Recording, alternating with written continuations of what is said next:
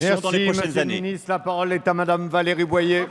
Merci, Monsieur le Président. Monsieur le Premier ministre, des images d'une adolescente de 16 ans tabassée la semaine dernière au cœur de Gennevilliers par une bande de filles circulent sur Internet.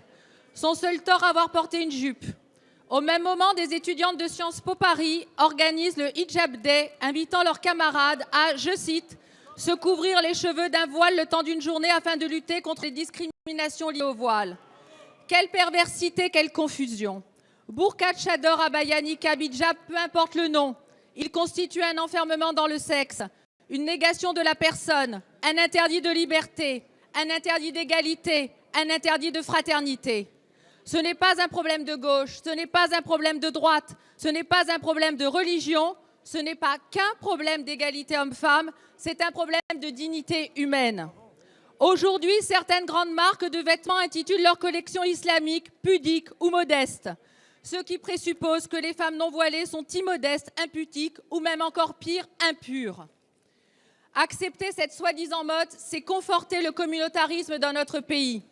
La bataille du voile est l'expression la plus visible de la volonté des intégristes de se compter, de marquer leur territoire et de soumettre les femmes comme les hommes. Cette forme de purification vestimentaire en est le marqueur.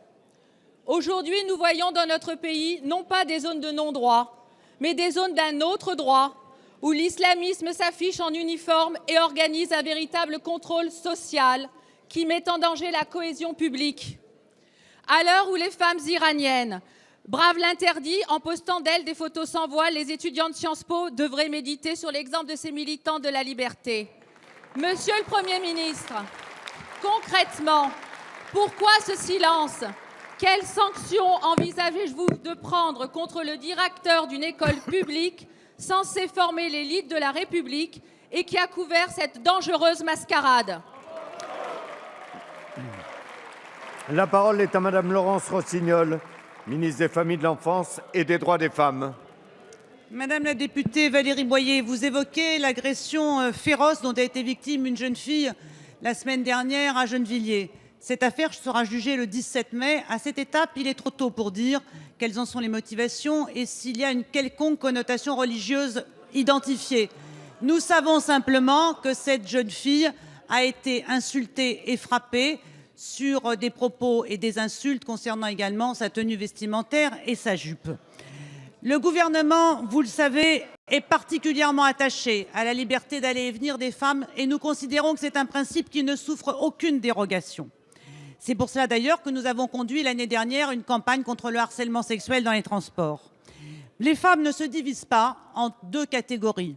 D'une part, les pudiques, qui mériteraient respect et protection, et d'autre part, les impudiques, qui mériteraient insultes et harcèlement moral ou sexuel. Je combats, Madame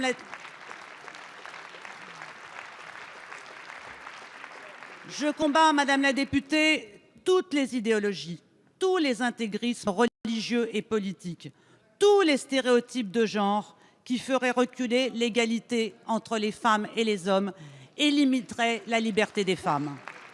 Les femmes sont libres, libres de leur corps, libres de leur sexualité, libres d'accéder à l'IVG, libres de leur contraception.